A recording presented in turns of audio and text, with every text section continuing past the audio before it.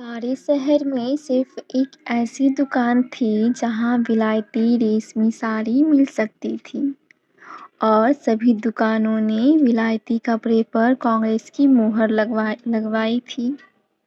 मगर अमरनाथ की प्रेमिका की फरमाइश थी, उसको पूरा करना ज़रूरी था। वह कई दिन तक शहर की दुकानों का चक्कर लगाते रहे, दोगुना दाम देने पर तैयार थे, लेकिन कहीं सफल मनोरथ न हुए और उसके तकाजे बराबर बढ़ते जाते थे। होली आ रही थी। आखिर वह होली के दिन कौन सी साड़ी पहनेगी? उसके सामने अपनी मजबूरी को जाहिर करना अमरनाथ के पुरुषोचित अभिमान के लिए कठिन था। उसके इशारे से वह आसमान के तारे तुड़वाने के लिए भी तत्पर हो जाते। आखिर जब कहीं मकसद पूरा न हुआ तो उन्होंने उसी खास दुकान पर जाने का इरादा कर लिया। उन्हें यह मालूम था कि दुकान पर धरना दिया जा रहा है। सुबह से शाम तक स्वयंसेवक तैनात रहते हैं और तमाशियों की भी हरदम खासी भीड़ रहती है। इसलिए उस दुकान में जाने के लिए एक विशेष प्रकार के नैतिक साहस की ज़रूरत थी और यह साहस अमरनाथ में ज़रूरत से कम था। पढ़े लिखे आदमी थे, राष्ट्रीय भावनाओं से भी अपरिचित न थे। यथाशक्ति स्वदेशी चीज़ें ही इस्तेमाल करते थे, मगर इस मामले में बहुत कट्टर न थे। स्वदेशी मिल जाए तो बेहतर, वरना विदेशी ही सही, इस उसूल के मानने वाले थे। और खासकर जब उसकी फरमाइश थी, तब तो कोई बचाव की सूरत ही न थी। अपनी ज़रूरतों को तो वह शायद कुछ दिनों के लिए टाल भी देते, मगर उसकी फरमाइश तो मौत की तरह अटल है। उससे मुक्ति कहाँ?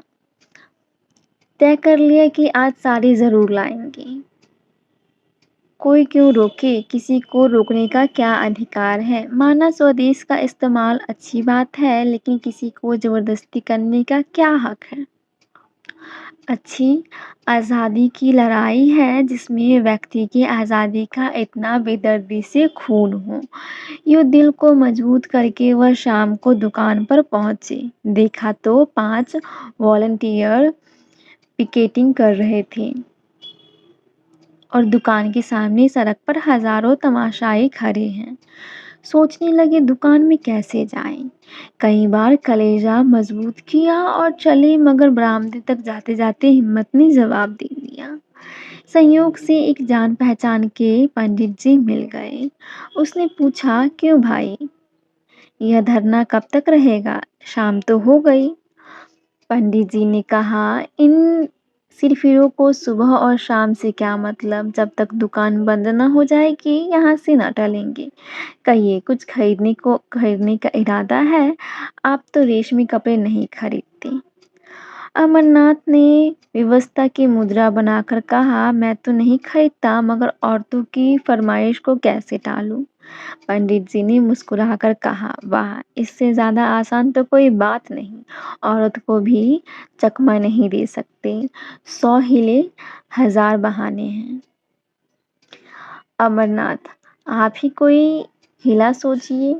पंडित जी, सोचना क्या है, यहाँ रात दिन यही किया करते हैं। 150 हिले हमेशा जेबों में पड़े रहते हैं। औरत ने कहा, हार बनवा दो। कहा, आज ही लो।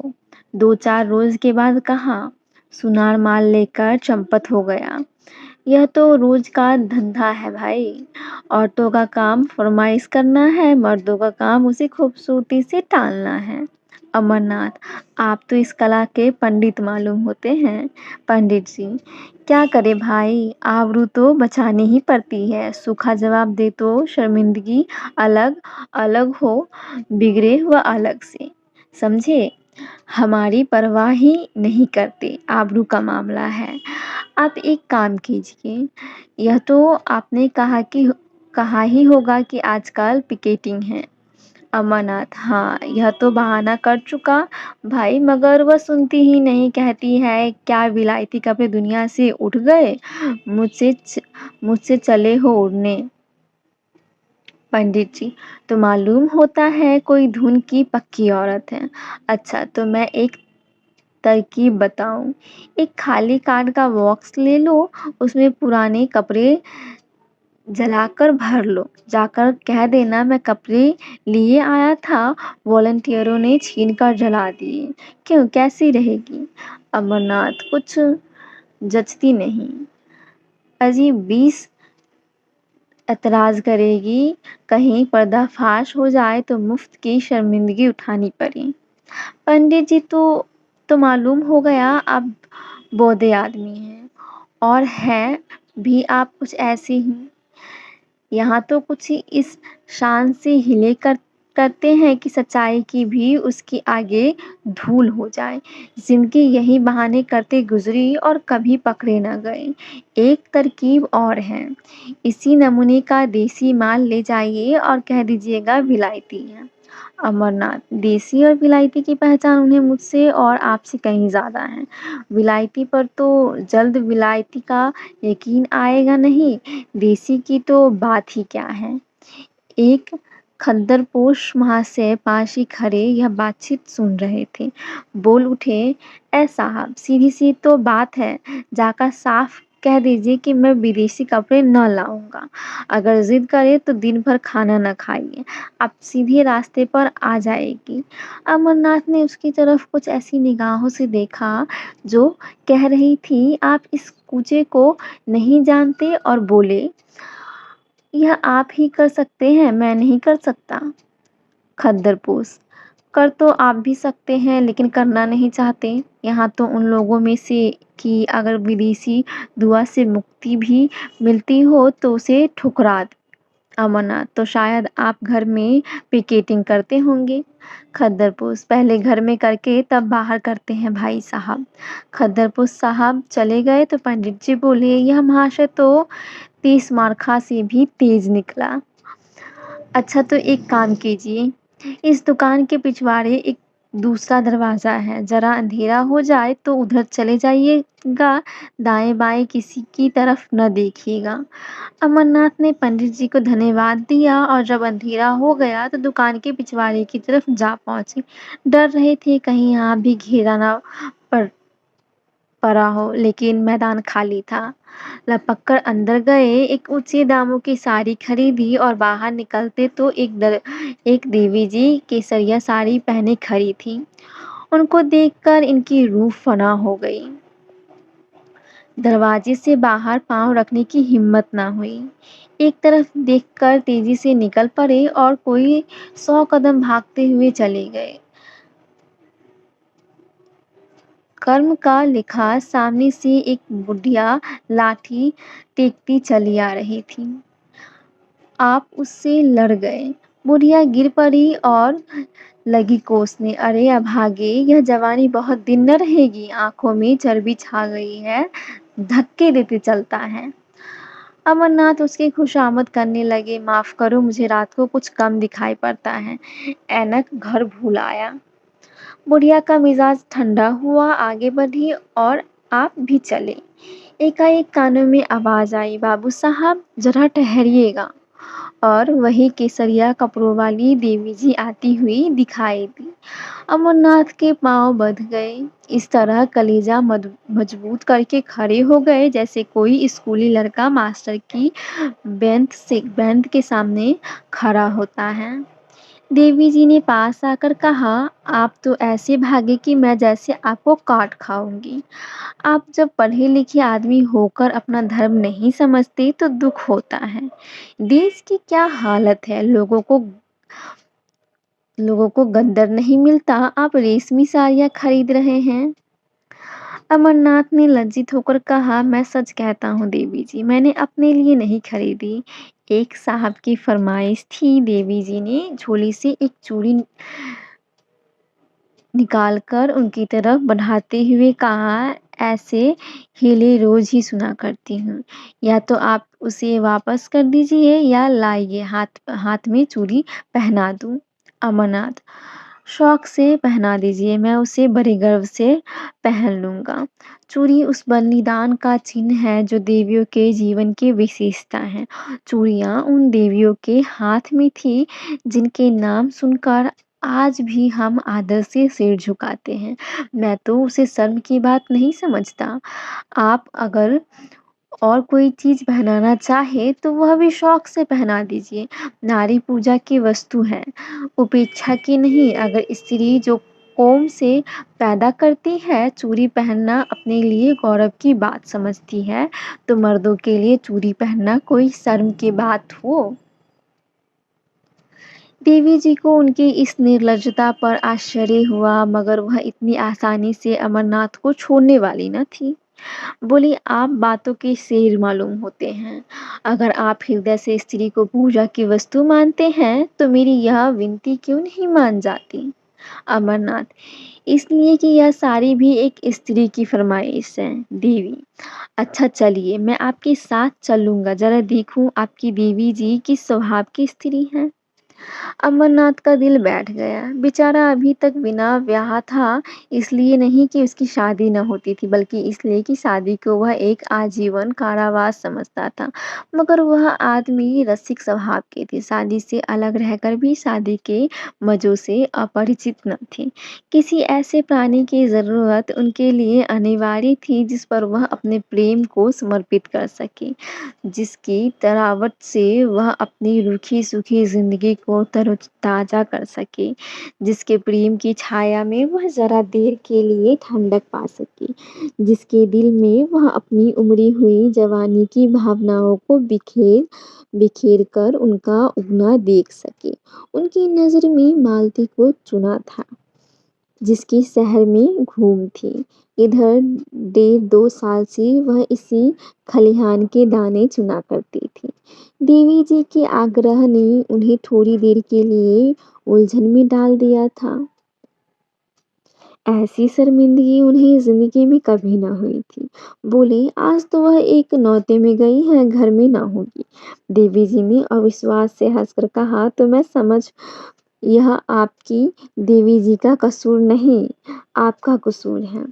अमरनाथ ने लज्जित होकर कहा, मैं आपसे सच कहता हूँ, आज वह घर पर नहीं। देवी ने कहा, कल आ जाऊंगी। अमरनाथ बोले, हाँ कल आ जाइएगा। देवी, तो आप यह साड़ी मुझे दे दीजिए और कल यही आ जाइएगा। मैं आपके साथ चलूंगी, मेरे साथ 2-4 बहनें भी होंगी। अमरनाथ ने बिना किसी आपत्ति के वह साड़ी देवी जी को दे दी और बोले, बहुत अच्छा, मैं कल आ जाऊंगा। मगर क्या आपको मुझ पर विश्वास नहीं, जो साड़ी की जमानत जरूरी है? देवी जी ने मुस्कुराकर कहा, सच्ची बात तो यही है कि मुझे आप पर विश्वास नहीं। अमरनाथ ने स्वाभिमान पूर्वक कहा, अच्छी बात है, आप इसे ले जाइए। देवी ने क्षण भर बाद कहा, शायद आपको बुरा लग रहा हो कि कहीं साड़ी गुम ना हो जाए, इसे आप लेते जाइए, मगर कल आइए जरूर। अमरनाथ स्वाभिमान के मारे बगैर कुछ कहे घर की तरफ चल दिए। देवी जी लेते जाइए करती रह गई। अमरनाथ घर न जाकर एक गद्दर की दुकान पर गए और 2 सूटों का गद्दर खरीदा। फिर अपने दर्जी के पास ले जाकर बोले, खलीफा इसे रातों रात तैयार कर दो, मुंह मांगी सिलाई दूंगा। दर्जी ने कहा, बाबू साहब आजकल तो होली की भीड़ है, होली से पहले तैयार न हो सकेंगे। अमरनाथ ने आग्रह करते हुए कहा, मैं मुंह मांगी सिलाई दूंगा, मगर कल दोपहर तक मिल जाए, मुझे कल एक जगह जाना है। अगर दोपहर तक ना मिले तो फिर मेरे किसी काम के ना होंगे। दर्जी ने आधी सिलाई पेशगी ले ली और कल तैयार कर देने का वादा किया। अमरनाथ यहाँ से आश्वस्त होकर मालती की तरफ चले। कदम आगे बढ़ते थे कि लेकिन दिल पीछे जा रहा था।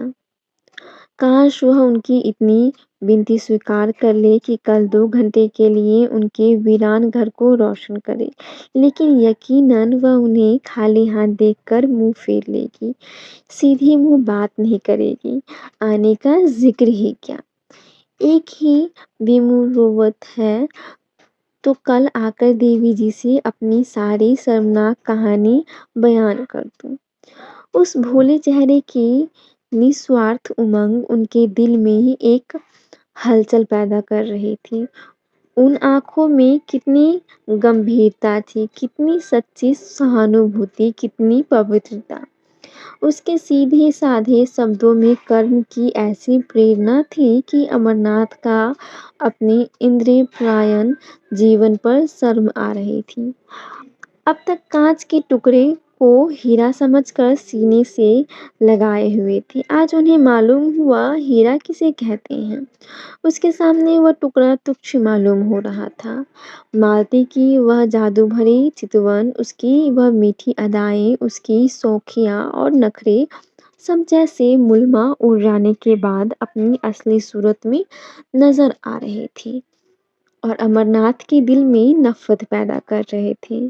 वह मालती की तरफ जा रहे थे उसके दर्शन के लिए नहीं, बल्कि उसके हाथों से अपना दिल छीन लेने के लिए। प्रेम का भिखारी आज अपने भीतर एक विचित्र अनिच्छा का अनुभव कर रहा था। उसे आश्चर्य हो रहा था कि अब तक वह क्यों इतना बेखबर था। वह तिलिस्म जो मालती ने वर्षों के नाच, नखरे, हाव-भाव से बाँधा था, आज किसी छूमंतर से तार-तार हो गया था। मालती ने उन्हें खाली हाथ देखकर त्योरियां चढ़ाते हुए कहा, साड़ी लाए या नहीं? अमरनाथ ने उदासीनता के ढंग से जवाब दिया, नहीं। मालती ने आश्चर्य से उनकी तरफ देखा, नहीं। वह उनके मुंह से यह सब सुनने की आदी न थी। यहाँ उसने संपूर्ण समर्पण पाया था। उसका इशारा अमरनाथ के लिए भाग्य लिपि के समान था। बोली, क्यों? अमरनाथ, क्यों नहीं? नहीं लाए? मालती, बाजार में मिली न होगी तुम्हें क्यों मिलने लगी और मेरे लिए? अमरनाथ, नहीं साहब, मिली मगर लाया नहीं। मालती, आखिर कोई वजह? रुपए मुझसे ले जाती। अमरनाथ, तुम खामखा जलाती हो, तुम्हारे लिए जान देने को मैं हाजिर रहा। मालती, तो शायद तुम्हें रुपए जान से भी ज्यादा प्यारे हैं। अमरनाथ, तुम मुझे बैठने दोगी या नहीं? अमर, मेरी सूरत से नफरत हो तो चला जाऊं। मालती, तुम्हें आज हो क्या गया है? तुम तो इतनी तेज मिजाज के ना थे। अमरनाथ, तुम बातें ही ऐसी कर रही हो। मालती, तो आखिर मेरी चीज क्यों नहीं लाई? अमरनाथ ने उसकी तरफ बड़े वीर भाव के साथ देखकर कहा, दुकान पर गया, जिल्लत उठाई और साड़ी लेकर चला तो एक औरत ने छीन ली। मैंने कहा मेरी बीवी की फरमाइश है तो बोली मैं नहीं, मैं उन्हें उन्हीं को दूंगी, कल तुम्हारे घर आऊंगी। मालती ने शरारत भरी नजरों से देखते हुए कहा, तो यह कहिए आप दिल हथेली पर लिए फिर रहे थे। एक औरत को देखा और उसके कदमों पर चढ़ा दिया। अमरनाथ, वह उन औरतों में नहीं जो दिलों की घात में रहती है। मालती, तो कोई देवी होगी। अमरनाथ, मैं उसे देवी ही समझता हूँ। मालती, तो आप उस देवी की पूजा कीजिएगा। अमरनाथ, मुझ जैसा आवारा नौजवान के लिए उस मंदिर के दरवाजे बंद हैं। मालती, बहुत सुंदर होगी। अमरनाथ, न सुंदर है, न रूप वाली है, न ऐसी अदाएं, कुछ न मधुर भाषणी, न तनवंगी, बिल्कुल एक मामूली मासूम लड़की है। लेकिन जब मेरे हाथ से उसने साड़ी छीन ली तो मैं क्या कर सकता हूँ। मेरी गैरत ने तो गवारा न किया कि उसके हाथ से साड़ी छीन लूं। तुम ही इंसाफ करो, वह दिल में क्या कहती। मालती, तो तुम्हें उसकी ज़्यादा परवाह है कि वह अपने दिल में क्या कहेगी, मैं क्या कहूँगी, इसकी ज़रा भी परवाह न थी। मेरे हाथ से कोई मर्द मेरी कोई चीज़ छीन ले तो देखूं, चाहे वह दूसरा कामदेव ही क्यों ना हो। अमरनाथ, अब इसे चाहे मेरी कायरता समझो, चाहे हिम्मत की कमी, चाहे शराफत, मैं उसके हाथ से ना छीन सका। मालती, तो कल वह साड़ी लेकर आएगी? क्यों? अमरनाथ, जरूर आएगी। मालती, तो जाकर मुंह धो आओ, तुम इतने नादान हो यह मुझे मालूम न था, साड़ी देकर चले आए। अब कल वह आपको देने आएगी, कुछ भंग तो नहीं खा गए? अमरनाथ, खैर इसका इम्तिहान कल ही हो जाएगा। अभी से कोई बदगुमानी करती हो। तुम शाम को ज़रा देर के लिए मेरे घर तक चली आना मालती, जिससे आप कहें कि यह मेरी बीवी है। अमरनाथ, मुझे क्या खबर थी कि वह मेरे घर आने के लिए तैयार हो जाएगी, नहीं तो और कोई बहाना देता। मालती, तो आपकी सारी आपको मुबारक हो, मैं नहीं जाती। अमरनाथ, मैं तो रोज तुम्हारे घर आता हूँ, तुम एक दिन के लिए भी नहीं चल सकती। मालती ने निष्ठुरता से कहा, अगर मौका आ जाए तो तुम अपने को मेरा शौहर कहलाना पसंद करोगे? दिल पर हाथ रखकर कहना। अमरनाथ दिल में कट गए। बात बनाते हुए बोले, मालती, तुम मेरे साथ अन्याय कर रही हो। बुरा न मानना, मेरे वह तुम्हारे बीच प्यार और मोहब्बत दिखाने के बावजूद एक दूरी का पर्दा पड़ा था। हम दोनों एक दूसरे के हालत को समझते हैं और इस पर्दे का हटाने की कोशिश न करते हैं। यह पर्दा हमारे संबंधों की अनिवार्य शर्त था। हमारे बीच एक व्यावहारिक समझौता सा हो गया। हम दोनों उसकी गहराई में जाते हुए डरते थे। नहीं, बल्कि मैं डरता था और तुम जानबूझकर न जाना चाहती थी। अगर मुझे विश्वास हो जाता कि तुम्हें जीवन सहचरी बनकर मैं वह सब कुछ पा जाऊँगा जिसका मैं अपने को अधिकारी समझता हूँ, तो मैं अब तक कभी का तुमसे इसकी याचना कर चुका होता। लेकिन तुमने कभी मेरे दिल में यह विश्वास पैदा करने की परवाह न की। मेरे बारे में तुम्हें यह शक है, मैं नहीं कह सकता तुम्हें यह शक करने का मैंने कोई मौका नहीं दिया, और मैं कह सकता हूँ कि मैं उससे कहीं बेहतर शौहर बन सकता हूँ, जितनी तुम बीवी बन सकती हो। मेरे लिए सिर्फ एतबार की ज़रूरत है और तुम्हारे लिए ज़्यादा वज़नी और ज़्यादा भौतिक चीज़ों की। मेरी अस्थायी आमदनी 500 से ज़्यादा नहीं। तुमको इतने में संतोष न होगा। मेरे लिए सिर्फ इस इत्मीनान की ज़रूरत है कि तुम मेरी और सिर्फ मेरी हो। बोलो, मंज़ूर है? मालती को अमरनाथ पर रहम आ गया। उसकी बातों में जो सच्चाई भरी हुई थी, उससे वह इनकार न कर सकी। उसे यह भी यकीन हो गया कि अमरनाथ की वफ़ा के पैर डगमगाए नहीं। उसे अपने ऊपर इतना भरोसा था कि वह उसे रस्सी से मजबूत जकड़ सकती थी। लेकिन खुद जकड़े जाने पर वह अपने को तैयार न कर सकी। उसकी ज़िंदगी मोहब्बत की बाज़ीगरी में, प्रेम के प्रदर्शन में गुज़री थी। वह अभी कभी उस साख में चहकते फिरती थी, बेक़ैद, आज़ाद, बेबंद।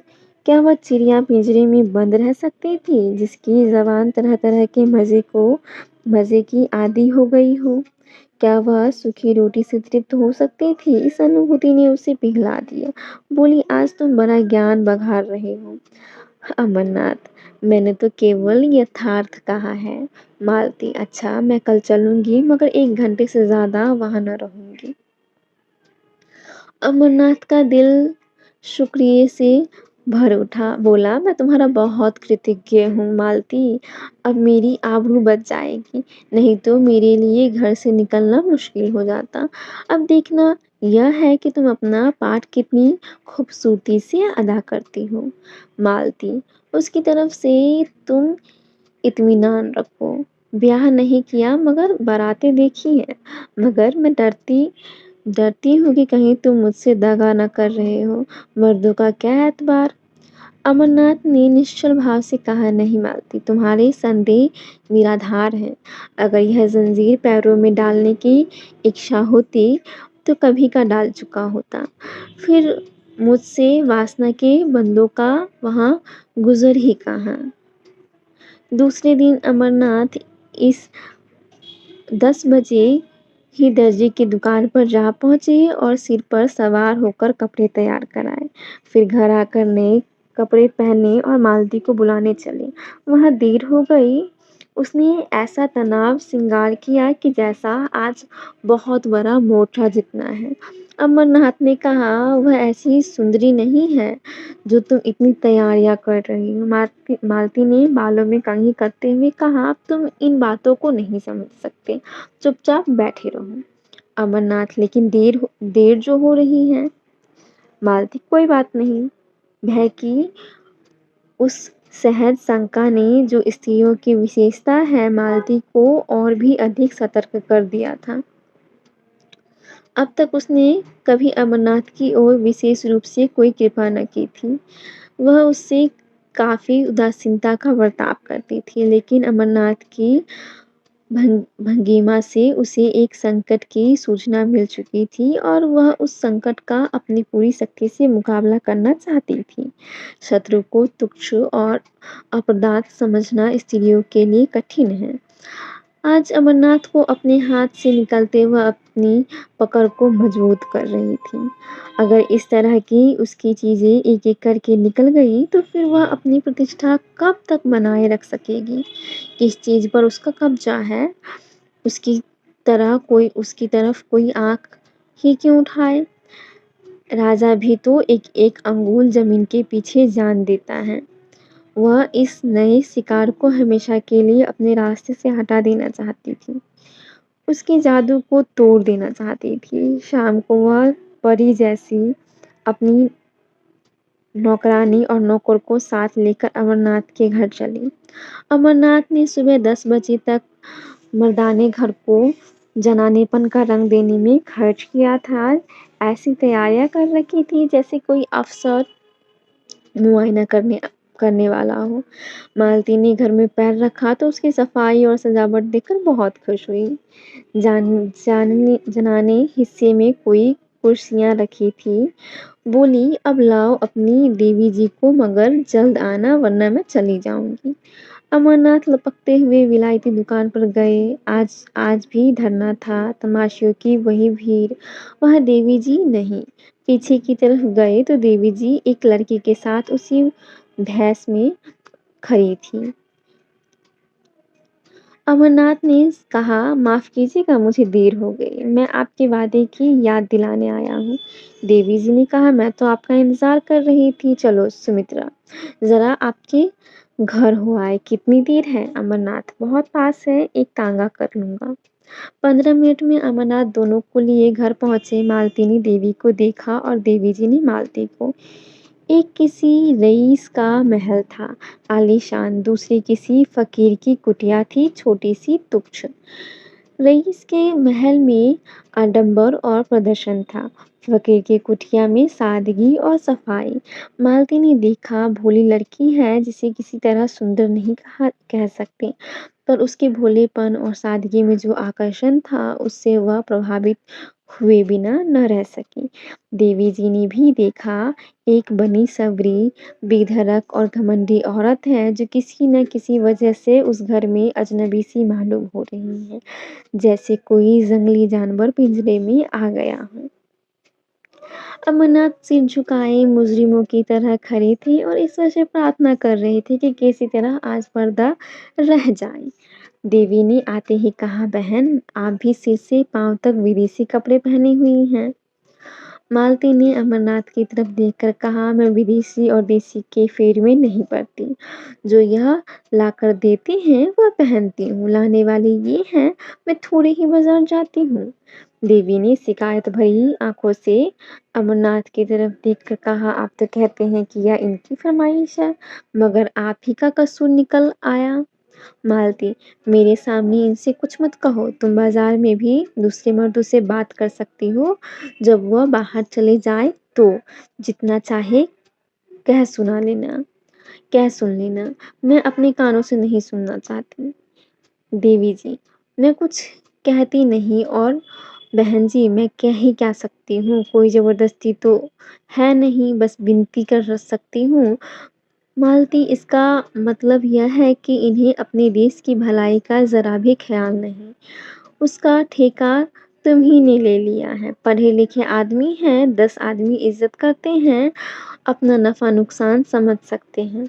तुम्हारी क्या हिम्मत कि उन्हें उपदेश देने बैठो? यह सबसे ज़्यादा अक्लमंद तुम ही हो। देवी जी, आप मेरा मतलब गलत समझ रही हैं बहन। मालती, हाँ, गलत तो समझूंगी ही। इतनी अकल कहाँ से लाऊं कि आपकी बातों का मतलब समझूं। गद्दर की साड़ी पहन ली, झोली लटका ली, एक बिल्ला लगा लिया, बस अब अख्तियार है, जहाँ चाहे जाए आए जाए। जिससे चाहे हँसे बोले, घर में कोई पूछता नहीं तो जेल खाने का भी क्या डर। मैं इसे हुड़दंगापन समझती हूँ, जो शरीफों की बहू बेटियों को शोभा नहीं देता। अमरनाथ दिल में कटे जा रहे थे, छिपने के लिए बिल ढूंढ रहे थे। देवी की परेशानी पर जरा बल न था, लेकिन आंखें डबडबा रही थी। अमरनाथ ने मालती से जरा तेज स्वर में कहा, क्यों खामखा किसी का दिल दुखाती हो? या देवियाँ अपना ऐश-आराम छोड़कर यह काम कर रही हैं, क्या तुम्हें इसकी बिल्कुल खबर नहीं? मालती, रहने दो, बहुत तारीफ न करो। ज़माने का रंग ही बदला जा रहा है। मैं क्या करूँगी और तुम क्या करोगे? तुम मर्दों ने औरतों को घर में इतनी बुरी तरह कैद किया है कि आज वे रस्म-रिवाज़, शर्म-हया को छोड़कर निकल आई हैं, और कुछ दिनों में तुम लोगों की हुकूमत का खात्मा हुआ जाता है। विलायती और विदेशी तो दिखाने के लिए है, असल में यह आज़ादी की ख्वाहिश है जो तुम्हें हासिल है। तुम अगर 2-4 शादियाँ कर सकते हो तो औरत क्यों न करे? सच्ची बात यह है, अगर आँखें हैं तो अब खोल कर देखो। मुझे वह आज़ादी ना चाहिए। यहाँ तो लाज ढोते हैं और मैं शर्म-हया को अपना श्रृंगार समझती हूँ। देवी जी ने अमरनाथ की तरफ फरियाद की आँखों से देखकर कहा, बहन ने औरतों को ज़लील करने की कसम खा ली है। मैं बड़ी-बड़ी उम्मीद लेकर आई थी, मगर शायद यहाँ से नाकाम जाना पड़ेगा।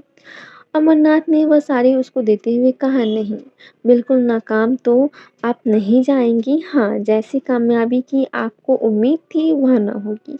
मालती ने दपटते हुए कहा, वह मेरी साड़ी है, तुम उसे नहीं दे सकते। अमरनाथ ने शर्मिंदा होते हुए कहा, अच्छी बात है, ना दूँगा।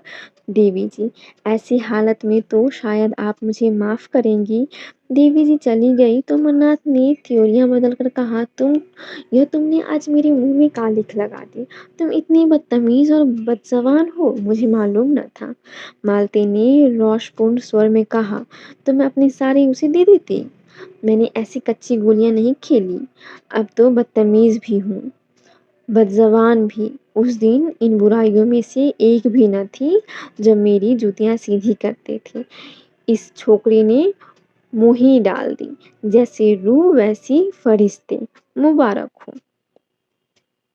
यह कहती हुई मालती बाहर निकली। उसने समझा समझा था ज़बान चलाकर और ताकत से वह इस लड़की को उखाड़ फेंकेगी, लेकिन जब मालूम हुआ कि अमरनाथ आसानी से काबू में आने वाला नहीं, तो उसने फटकार बताई। इन दामों अगर अमरनाथ मिल सकता था तो बुरा ना था। उससे ज़्यादा कीमत वह उसके लिए दे न सकती थी। अमरनाथ उसके साथ दरवाजे तक आए, जहाँ वह तांगे पर बैठी तो विनती करते हुए बोली, यह साड़ी दे दो ना मालती। मैं तुम्हें कल इससे अच्छी साड़ी ला दूँगा। मगर मालती ने रूखेपन से कहा, यह साड़ी तो अब लाख रुपए पर भी न दे सकती। अमरनाथ ने त्योरियां बदलकर जवाब दिया, अच्छी बात है, ले जाओ, मगर समझ लो यह मेरा आखिरी तोहफा है। मालती ने होठ चबाकर कहा, इसकी परवाह नहीं, तुम्हारे बगैर मैं मर नहीं जाऊंगी, इसका तुम्हें यकीन दिलाती हूँ।